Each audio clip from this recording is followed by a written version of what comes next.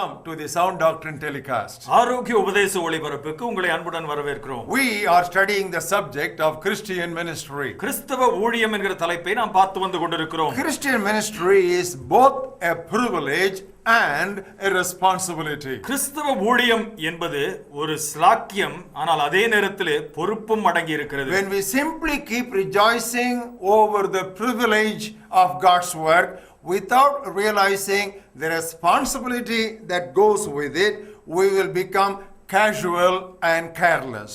தேவனுடைய ஊழியத்திலே கிடைக்கக்கூடிய ஸ்லாக்கியங்களை மாத்திரமே எண்ணிக்கொண்டிருந்து பொறுப்புகளை நாம் பொருட்படுத்தாமல் போவோமே என்று சொன்னால் நிச்சயமாகவே அலட்சியமாய் நாம் மாறிவிடுவோம். And we will become very careless in whatever we do for God. ஆண்டவருக்காக செய்கிற காரியங்களிலே பொறுப்பற்றவர்களாய் மாறிவிடுவோம். In course of time we may also become carnal and ultimately corrupt.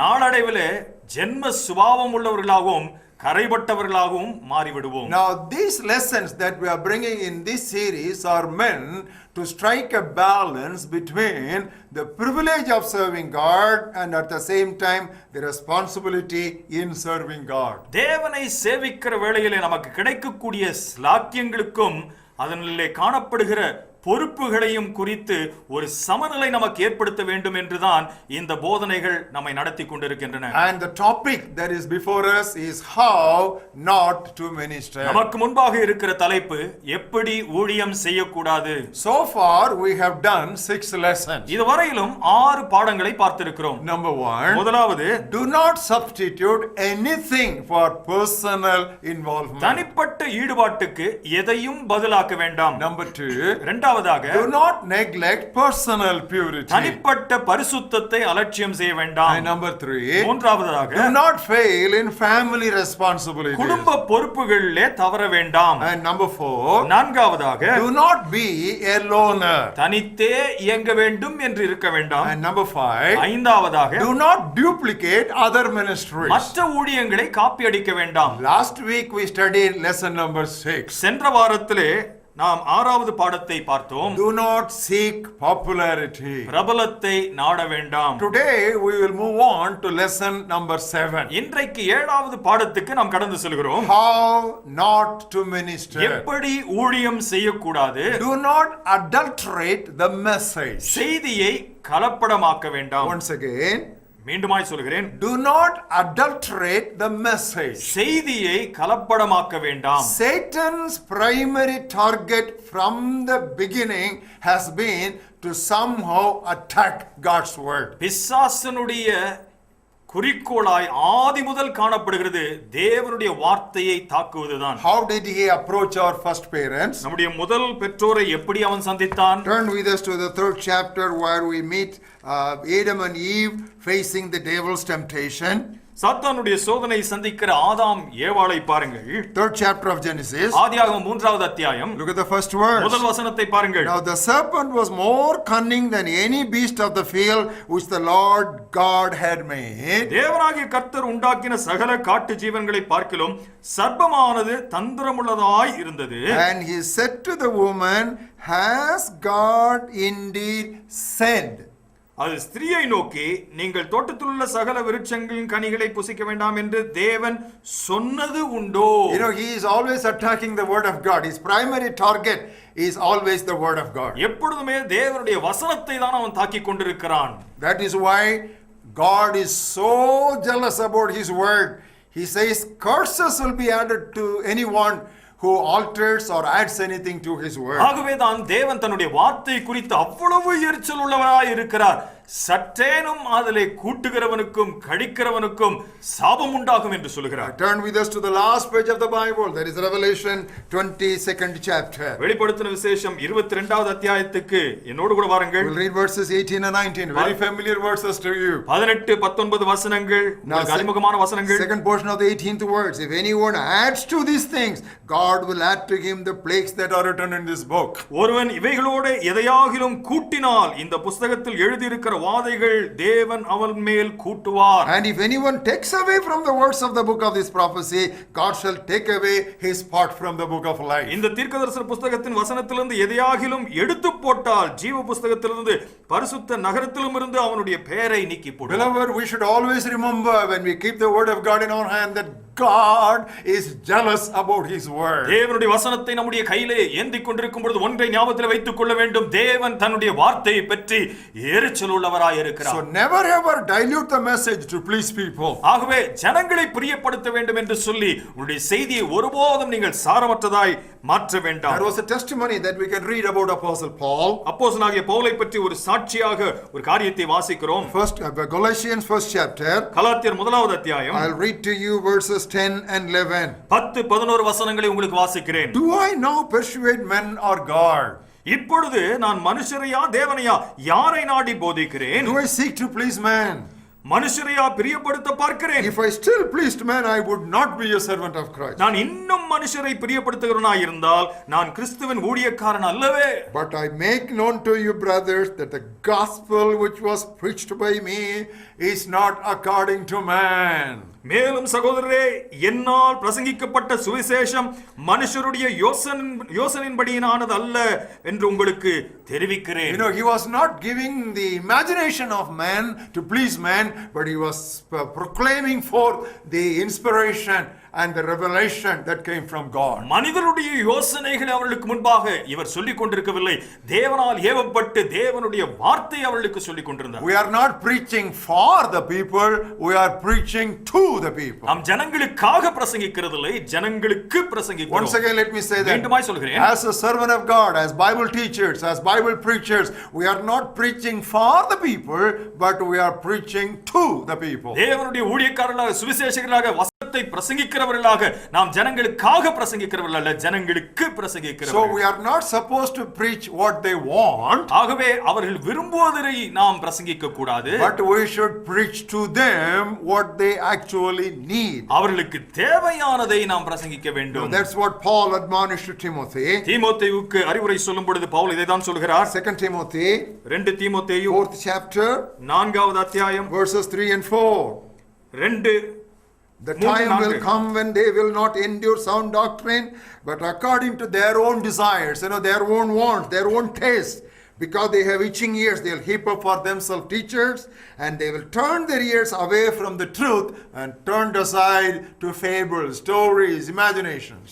ஏனென்றால் அவர்கள் ஆரோக்கியமான உபதேசத்தை பொறுக்க மனதில்லாமல் செவித்தன உள்ளவர்களாகி தங்கள் சுய இச்சைகளுக்கேற்ற போதகர்களை தங்களுக்கு திரளாய் சேர்த்துக்கொண்டு சத்தியத்துக்கு செவியை விலக்கி கட்டுக்கதைகளுக்கு சாய்ந்து போகும் காலம் வரும். Their own desires, people want preachers to preach according to their own desires. தங்களுடைய விருப்பங்களுக்கு ஏற்றவாறு பிரசங்கிக்க வேண்டும் என்று சொல்லி ஜனங்கள் விரும்புகிறார்கள். Anyone who wants to preach to the taste of the people, he better quit the ministry. ஜனங்களுடைய விருப்பத்தின் பிரகாரமாக பிரசங்கிக்க வேண்டும் என்று இருக்கிற எந்த ஒரு பிரசங்கியும் அந்த ஊழியத்தை விட்டு விலகுவது நல்லது. Because he has got no right to be on the pulpit, because what he has on his hand is the word of God. பிரசங்க மேடையிலே நிற்பதற்கு அவனுக்கு எந்த தகுதியும் இல்லை. காரணம் என்னவென்று சொன்னால் தன்னுடைய கையிலே ஏந்தி கொண்டிருக்கிறது தேவனுடைய வார்த்தை. Beloved, we are all under orders from God. பிரியமானவர்களே, நாம் எல்லாருமே தேவனிடத்திலிருந்து ஆணை பெற்றவர்களாய் இருக்கிறோம். We are not self-made. We have not come to this position by ourselves. God has called us and he has put us where we are. நாமாகவே இந்த காரியங்களை தெரிந்து கொள்ளவில்லை, தேவன் நம்மை ஏற்படுத்தி இந்த நிலைமையிலே நிறுத்தி வைத்திருக்கிறார். So whenever we preach God's word, we should remember what Paul said as a testimony in 2 Corinthians 2nd chapter. 2 கொரிந்தியர் 2வது அத்தியாயத்திலே பவுல் சாட்சியாய் சொன்ன ஒரு காரியத்தை பிரசங்கிக்கும் பொழுதெல்லாம் ஞாபகப்படுத்திக் கொள்ள வேண்டும். 17th verse. 17வது வசனத்தை பாருங்கள். We are not as so many peddling, adulterating the word of God, but of sincerity as from God we speak in the sight of God in Christ. அநேகரைப் போல நாங்கள் தேவ வசனத்தை கலப்பாய் பேசாமல் துப்புரவாகவும் தேவனால் அருளப்பட்ட பிரகாரமாகவும் கிறிஸ்துவுக்குள் தேவ சந்நிதியில் பேசுகிறோம். You know, this phrase is very important. We are speaking in the sight of God. தேவ சந்நிதியில் பேசுகிறோம் என்பது மிகவும் முக்கியத்துவம் We வாய்ந்த are வாசகம். more conscious of He who is above than the audience who are in front of us. நமக்கு முன்பாக வீற்றிருக்கிற மக்களை பார்க்கிலும் அதிகமாய் நாம் தேவனுடைய சமூகத்தில் இருக்கிறோம் என்கிற நினைவுள்ளவர்களாக இருக்க In வேண்டும். the sight of God. You know, that's a real motivation. That is always our safeguard in the pulpit. தேவனுடைய சந்நிதியிலே நான் இருக்கிறேன் என்பதுதான் நம்மை இந்த பிரசங்க மேடையிலே பாதுகாவலாய் நிற்கச் செய்கிற ஒரு சத்தியம். Now there is another testimony that Paul has given in 1 Corinthians 4th chapter. 1 கொரிந்தியர் 4வது அத்தியாயத்திலே பவுல் மற்றும் ஒரு அறிவுரையை சொல்கிறார். I will read the first two verses to you.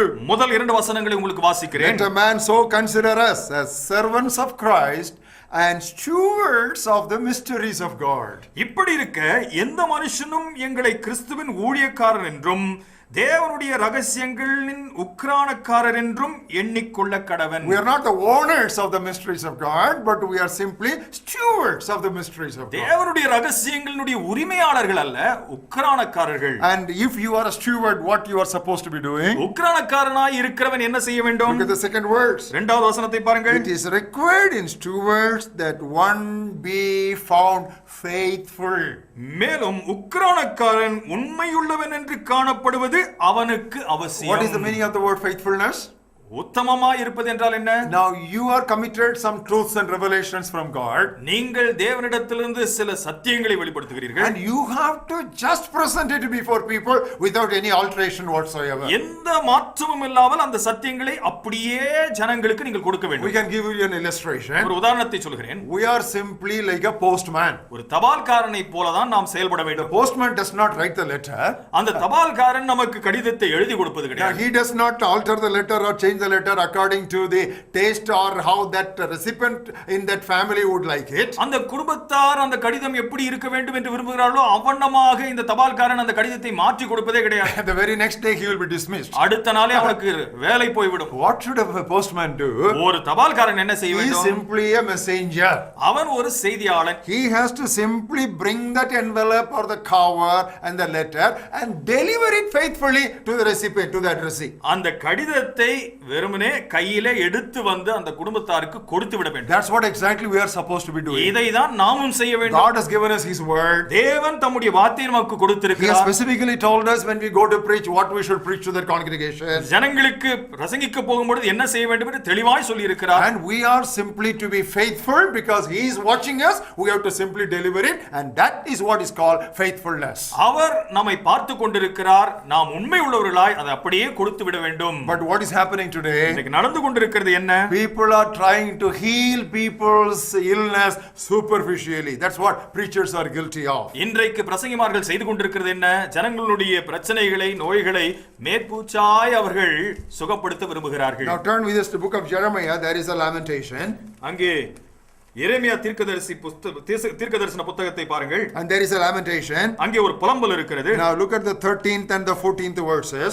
6வது அத்தியாயத்தினுடைய 13 14வது வசனத்தை பாருங்கள். Because from the least of them even to the greatest of them everyone is given to covetousness, love of money. அவர்கள் சிறியோர் முதல் பெரியோர் மட்டும் ஒவ்வொருவரும் பொருளாசைக்காரர். You know, when all the preachers want a lot of money at the end of their ministry, ஊழியக்காரர்கள் தங்களுடைய ஊழியத்தினுடைய முடிவிலே அவர்கள் நிறைவிலே பணத்திற்காக ஆசைப்படுவர்களாய் இருந்தால் what will they do? அவர்கள் என்ன செய்வார்கள்? From the prophet even to the priest everyone deals falsely. தீர்க்கதரிசிகள் முதல் ஆசாரியர்கள் மட்டும் ஒவ்வொருவரும் பொய்யர். Now how did they do it? எப்படி செய்தார்கள்? They have also healed the hurt of my people slightly or superficially saying peace, peace when there is no peace.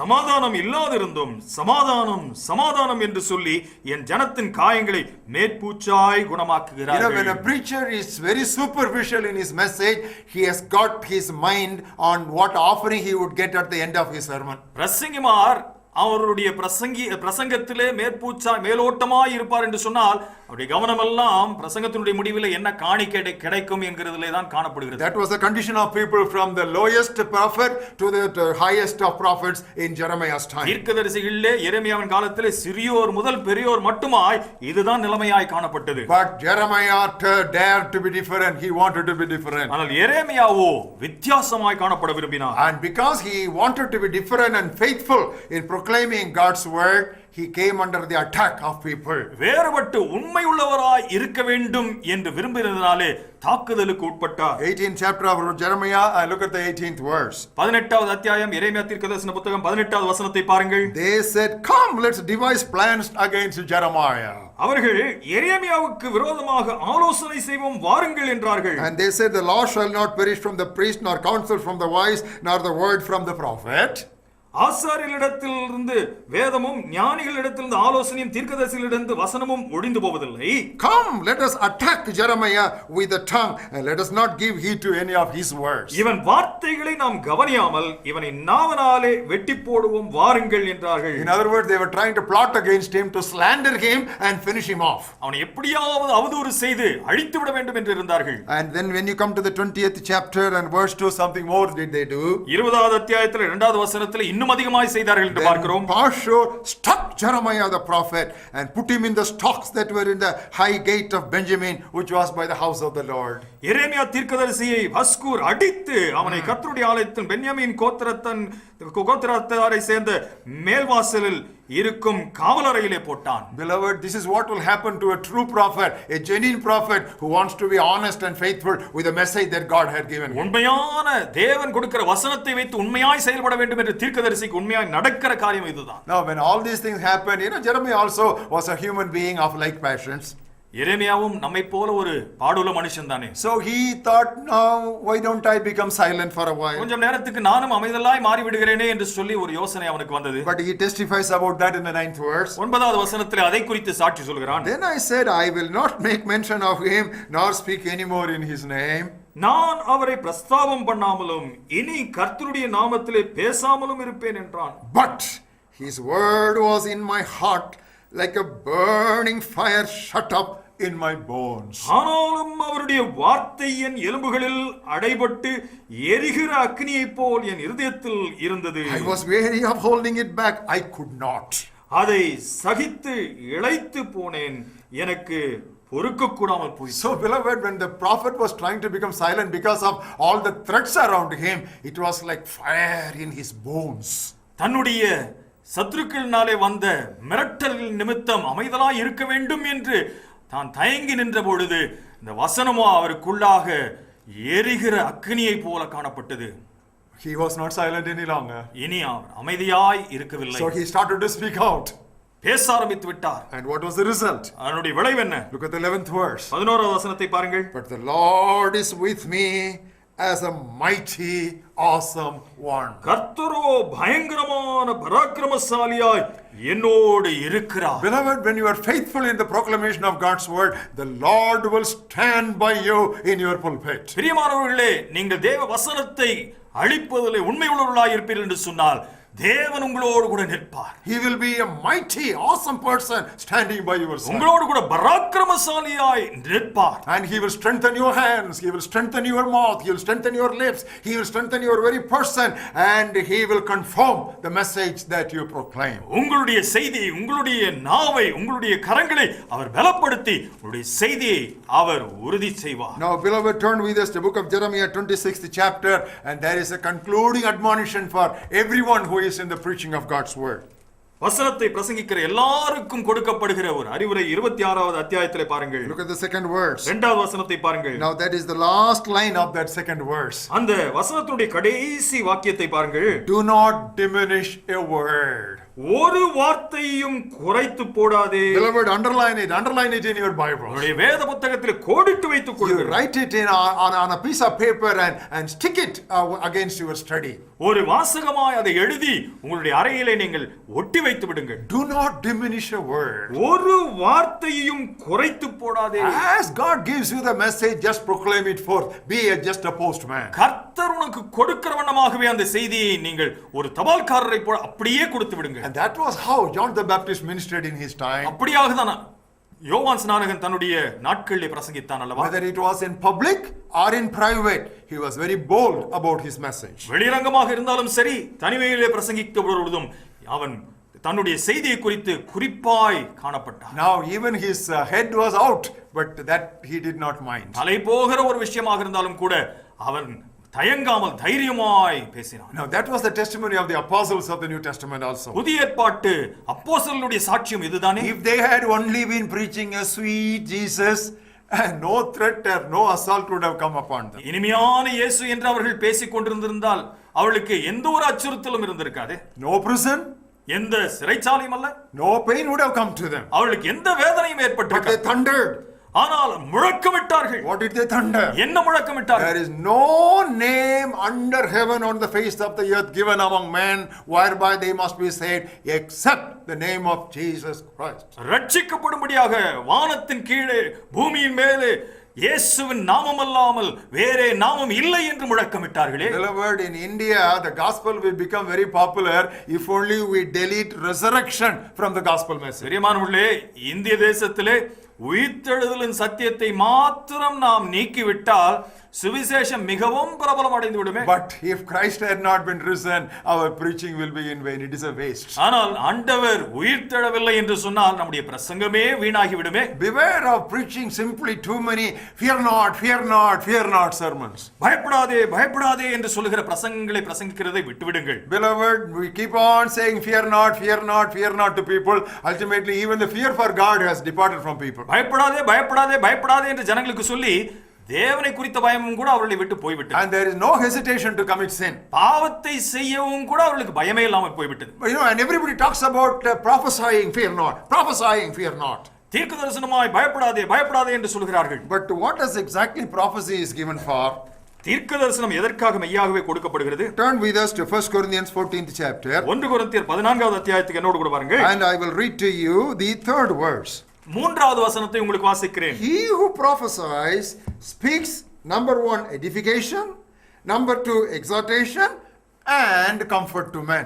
தீர்க்கதரிசனம் சொல்லுகிறவனோ மனுஷனுக்கு பக்தி விருத்தியும் புத்தியும் ஆறுதலும் உண்டாகத்தக்கதாய் பேசுகிறான். We leave the first two things, but we just get stuck with the third one. முதல் இரண்டு காரியங்களை விட்டுவிட்டு மூன்றாவது காரியத்தை மாத்திரமே பிடித்துக் கொள்கிறோம். Comfort is only the third one. ஆறுதல் என்பது மூன்றாவது அம்சம்தான். First one is edification. முதலாவது பக்தி விருத்தி. The second one is exhortation. இரண்டாவது அவளுக்கு புத்தி.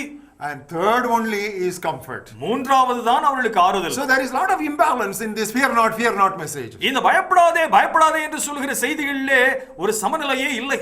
And there is also too many worry not sermons.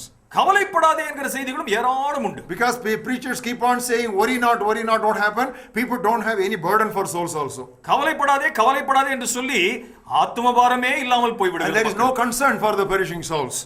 மாண்டு போகிற ஆத்துமாக்களை குறித்த கரிசனையே இல்லாமல் A போகிறது. preacher comes on the pulpit or a song leader comes on the pulpit. ஒரு பிரசங்க மேடையிலே ஒரு பிரசங்கியாரோ ஒரு ஆராதனை நடத்துகிறவர் வருகிறார். And what do they say? How many people are happy? எத்தனை பேர் இன்றைக்கு சந்தோஷமா இருக்கீங்க? And lift up your hand. கரங்களை உயர்த்துங்க. But that is not what the Bible says. ஆனால் வேதம் அப்படியாக சொல்லவில்லையே. Strictly speaking, you should ask how many people are holy. இன்னும் சொல்ல போனால் ஜனங்களை பார்த்து எத்தனை பேர் பரிசுத்தமா இருக்கிறீர்கள் என்று கேட்க வேண்டும். Because the Bible speaks about lifting up not happy hands, the Bible speaks about lifting up holy hands. ஏனென்றால் வேதம் சந்தோஷமான கரங்களை உயர்த்தி ஆண்டவரை ஆராதிங்கள் என்று சொல்லவில்லை, பரிசுத்த கரங்களை உயர்த்துங்கள் என்று சொல்கிறது. You know, we are getting overoccupied with material blessings and physical blessings. பொருளாதார ஆசீர்வாதங்களினாலும் உலக பிரகாரமான ஆசீர்வாதங்களையும் பெற்றுக்கொள்வதிலே மிகவும் ஆர்வம் அடைகிறோம். But what did Jesus say? ஆனால் ஆண்டவராகிய இயேசு என்ன That should சொன்னார்? not be our priority. இது நம்முடைய நாம் முக்கியத்துவப்படுத்த கூடாத ஒன்று. What did he teach? அவர் நமக்கு போதித்தது என்ன? Seek first the kingdom of God and his righteousness, that is spiritual things. முதலாவது தேவனுடைய ராஜ்யத்தையும் அதனுடைய நீதியும் தேடுங்கள். And he also gave us that beautiful beatitude in the Sermon on the Mount. Blessed are those who hunger and thirst after righteousness, they shall be filled. மலை பிரசங்கத்திலே பேசும்பொழுது சொல்கிறார், நீதியின் மேல் பசியும் தாகமும் உள்ளவர்கள் அவர்கள் பாக்கியவான்கள், அவர்கள் நிரப்பப்படுவார்கள் என்று சொல்கிறார். Beloved, there is another reason why people normally dilute their message. ஜனங்கள் பொதுவாகவே தங்களுடைய செய்திகளை சாரமற்றதாக செய்வதற்கு மற்றொரு காரணம் உண்டு. When they backslide and when there is a compromise in their own lifestyle, accordingly they alter the message. தங்களுடைய வாழ்க்கை வானிலே ஒரு சரிவு ஏற்படும் பொழுது அவர்கள் செய்தியையும் மாற்றி விடுகிறார்கள். Now that is what Jesus warned against in Matthew 5:19. மத்தேயு 5:19 ஆண்டவராகிய இயேசு இதை குறித்து எச்சரிக்கிறார். Whoever therefore breaks one of the least of these commandments and teaches men so, he shall be called least in the kingdom of heaven. ஆகையால் இந்த கற்பனைகள் எல்லாவற்றிலும் சிறிதானதொன்றையும் மீறி இவ்விதமாய் மனுஷருக்கு போதிக்கிறவன் பரலோக ராஜ்யத்தில் எல்லாரிலும் சிறியவன் என எண்ணப்படுவான். Beloved, if your message is just going down in its tone and in its content, better check your life. Maybe you are trying to adjust your message according to your own going down. நீங்கள் ஒருவேளை உங்களுடைய செய்தியை கவனித்து பார்க்கும் பொழுது அதிலே சாரமற்று போய் கொண்டிருக்குமே என்று சொன்னால், சரிவு ஏற்படுகிறது என்று சொன்னால், கவனித்து பாருங்கள். உங்களுடைய வாழ்க்கை சரிந்து போகிறதுனாலே அதற்கீடாய் உங்களுடைய செய்திகளை நீங்கள் மாற்றிக் கொண்டிருக்கிறீர்களா? When you are on the pulpit to preach, your aim should not be to excite people but to edify people. நீங்கள் பிரசங்க மேடையிலே நிற்கும் பொழுது ஜனங்களை பரவசப்படுத்த வேண்டும் என்று இருக்கக்கூடாது. நீங்கள் அவர்களை பக்தி விருத்திக்குள்ளாக நடத்தும்படியாக ஆசைப்பட வேண்டும். If you want to always talk about dreams and visions, people will be excited. சொப்பனங்களை பற்றியும் தரிசனங்களை பற்றியும் பேச வேண்டும் என்று சொன்னால் எல்லாருக்குமே பரவசமாக இருக்கும். But when you preach the word, they will be edified and they will be built up and they will mature in their Christian life. வார்த்தையை பிரசங்கிக்கும் பொழுது அவர்கள் கட்டப்படுவார்கள், அவர்கள் முதிர்ச்சி அடைவார்கள். And in order that you may not dilute your message should be rich in its content. எவ்விதத்திலும் உங்களுடைய செய்தியானது சாரமற்று போகாமல் இருக்கும்படியாக கருத்து செறிவிலே அது காணப்பட வேண்டும். Now if it has to be rich in content, you spend lot of time in meditation and preparation. கருத்து செறிவு இருக்க வேண்டும் என்று சொன்னால் அதிகமான நேரத்தை நீங்கள் தியானத்திலே செலவிட வேண்டும். And in preparation. நீங்கள் ஆயத்தமாவதிலே நேரத்தை செலவிட வேண்டும். And refer to as many study Bibles and study aids as possible. முடிந்த அளவுக்கு ஆராய்ச்சி வேதாகமங்களை பாருங்கள். The word of God is compared to milk.